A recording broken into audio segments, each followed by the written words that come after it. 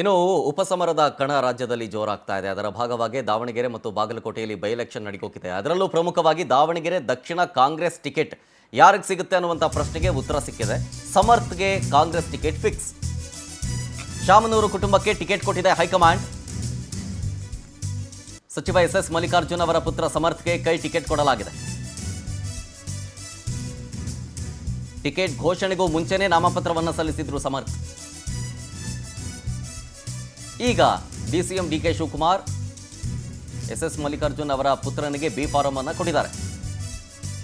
ಉಸ್ತುವಾರಿಗಳಾದಂತಹ ಸುರ್ಜೇವಾಲಾ ಅವರ ನೇತೃತ್ವದಲ್ಲಿ ಮೊನ್ನೆ ಸುದೀರ್ಘವಾಗಿ ಸಾಲು ಮೀಟಿಂಗ್ ಅನ್ನು ಮಾಡಲಾಗಿತ್ತು. ಸಿಎಂ ಡಿಸಿಎಂ ಸಚಿವರ ಜೊತೆ ರಣದೀಪ್ ಸಿಂಗ್ ಸುರ್ಜೇವಾಲಾ ಸುದೀರ್ಘ ಮಾತುಕತೆಗಳನ್ನು ಆಡಿದರು. ಮಲ್ಲಿಕಾರ್ಜುನ್ ಜಮೀರ್ ಸೇರಿದಂತೆ ಹಲವರ ಜೊತೆ ಸಮಾಲೋಚನೆಯನ್ನು ಕೂಡ ಮಾಡಲಾಗಿತ್ತು. ಅಂತಿಮವಾಗಿ ಸಮರ್ಥ್ಗೆ ಬಿ ಫಾರಂ ಕೊಡೋದಕ್ಕೆ ಡಿಸೈಡ್ ಮಾಡಲಾಯಿತು. ಸಮರ್ಥ್ಗೆ ಟಿಕೆಟ್ ಸಿಕ್ಕಿದೆ. ಅಂತಿಮ ಘೋಷಣೆಗೊಂದೇ ಬಾಕಿ ಉಳ್ಕೊಂಡಿದ್ದು. ನಾಳೆ ಉಪಚುನಾವಣೆಗೆ ನಾಮಪತ್ರ ಸಲ್ಲಿಸೋದಕ್ಕೆ ಕಡೆಯ ದಿನ. ಈಗ ಅಲ್ಲೂ ಕೂಡ ಪೈಪೋಟಿ ಇತ್ತು. ಇಬ್ಬರು ಕೂಡ ನಾಮಿನೇಷನ್ ಮಾಡಿದ್ರು ಅಲ್ಲಿ ಕಾಂಗ್ರೆಸ್ನ ಆಕಾಂಕ್ಷಿಗಳು. ಈಗ ಮತ್ತೊಬ್ಬರು ವಾಪಸ್ ತಗೊಳ್ಬೇಕು, ಇಲ್ಲ ಅಂತಂದರೆ ಪಕ್ಷೇತರರಾಗಿ ಸ್ಪರ್ಧೆ ಮಾಡಬೇಕು, ಅಂದರೆ ಸ್ವತಂತ್ರ ಅಭ್ಯರ್ಥಿಯಾಗಿ. ಈ ಬಿ ಫಾರಂ ಅಂತ ಕೊಡೋದು ಏನಕ್ಕೆ ಅಂತಂದರೆ ಪಕ್ಷದ ಅಧಿಕೃತ ಚಿಹ್ನೆಯಿಂದ ಇವರೇ ನಮ್ಮ ಅಭ್ಯರ್ಥಿ ಅಂಥೇಳಿ ಘೋಷಣೆ ಮಾಡೋದೇ ಬಿ ಫಾರಂ. ಈಗ ಅದು ಸಮರ್ಥ್ಗೆ ಸಿಕ್ಕಿದೆ, ಮತ್ತೊಬ್ಬ ಆಕಾಂಕ್ಷಿಗೆ ಸಿಕ್ಕಿಲ್ಲ. ಸೊ ಅಲ್ಲಿಗೆ ಅವರು ವಾಪಸ್ ತಗೊಳ್ಬೇಕು ಒಂದು, ಇಲ್ಲ ಅಂತಂದರೆ ಅವ್ರನ್ನ ಸ್ವತಂತ್ರ ಅಭ್ಯರ್ಥಿಯಾಗಿ ಪರಿಗಣಿಸಲಾಗುತ್ತೆ. ಬಟ್ ವಾಪಸ್ ತಗೊಳ್ತಾರ ಇಲ್ವಾ? ಬಂಡಾಯ ಇದ್ದುಬಿಟ್ರೆ ಕಾಂಗ್ರೆಸ್ಗೆ ಅದು ನಷ್ಟ ಆಗೋ ಸಾಧ್ಯತೆಯೂ ಕೂಡ ಇರುತ್ತೆ. ಇದೇ ವಿಚಾರಕ್ಕೆ ಸಂಬಂಧಪಟ್ಟಂತೆ ಇನ್ನಷ್ಟು ಮಾಹಿತಿ ಕೊಡ್ತಾರೆ ನಮ್ಮ ಪ್ರತಿನಿಧಿ ಆನಂದ್ ನಂದಗುಡಿ. ಆನಂದ್, ಈಗ ದಾವಣಗೆರೆ ದಕ್ಷಿಣ ಕ್ಷೇತ್ರದ ಟಿಕೆಟ್ ಸಮರ್ಥಗಂತೂ ಫಿಕ್ಸ್ ಆಯಿತು, ಬಿ ಫಾರಂ ಕೂಡ ಕೊಡಲಾಗಿದೆ. ಈಗ ಸ್ವತಂತ್ರ ಅಭ್ಯರ್ಥಿಯಾಗಿ ಮತ್ತೊಬ್ಬರು ಆಕಾಂಕ್ಷಿಗಳಿದ್ರು, ಅವರು ಕೂಡ ನಾಮಿನೇಷನ್ ಫೈಲ್ ಮಾಡೋದಕ್ಕೆ ಅಂತ ಬಂದಿದ್ರು. ಈಗ ಅವರು ವಾಪಸ್ ತಗೊಳ್ಬೇಕು, ಇಲ್ಲ ಅಂತಂದರೆ ಪಕ್ಷೇತರರಾಗಿ ಸ್ಪರ್ಧೆ ಮಾಡಬೇಕು.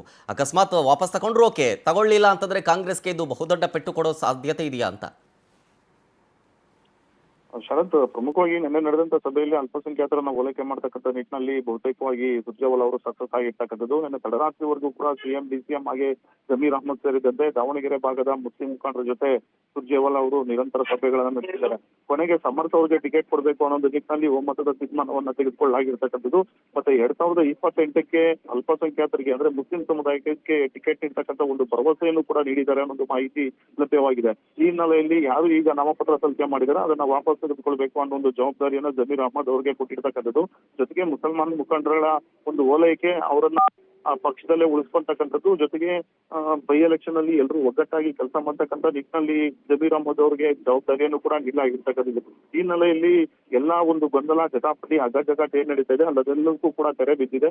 ಅಂತಿಮವಾಗಿ ಎಸ್ ಮಲ್ಲಿಕಾರ್ಜುನ್ ಅವರ ಪುತ್ರ ಸಮರ್ಥ ಅವರಿಗೆ ಟಿಕೆಟ್ ಅನ್ನ ನೀಡಲಾಗಿರ್ತಕ್ಕಂಥದ್ದು. ಈಗಾಗಲೇ ಬಿ ಫಾರಂ ನೀಡೋದಕ್ಕಿಂತ ಮುನ್ನವೇ ಅವರು ನಿನ್ನೆ ಒಂದು ನಾಮಪತ್ರವನ್ನ ಸಲ್ಲಿಕೆ ಮಾಡಿರ್ತಕ್ಕಂಥದ್ದು.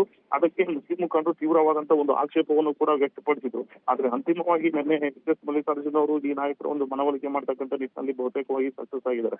ಯಾಕೆಂದ್ರೆ ಶಾಮನೂರು ಶಿವಶಂಕರಪ್ಪನವರ ಅಕಾಲಿಕ ಮರಣದಿಂದ ತೆರವಾಗಿರತಕ್ಕಂಥ ಸ್ಥಾನ, ಹಾಗಾಗಿ ತಮ್ಮ ಪುತ್ರನಿಗೆ ಕೊಡಬೇಕು ಅನ್ನೋ ಒಂದು ನಿಟ್ಟಿನಲ್ಲಿ ಬೇಡಿಕೆಯನ್ನ ಇಟ್ಟಿದ್ರು.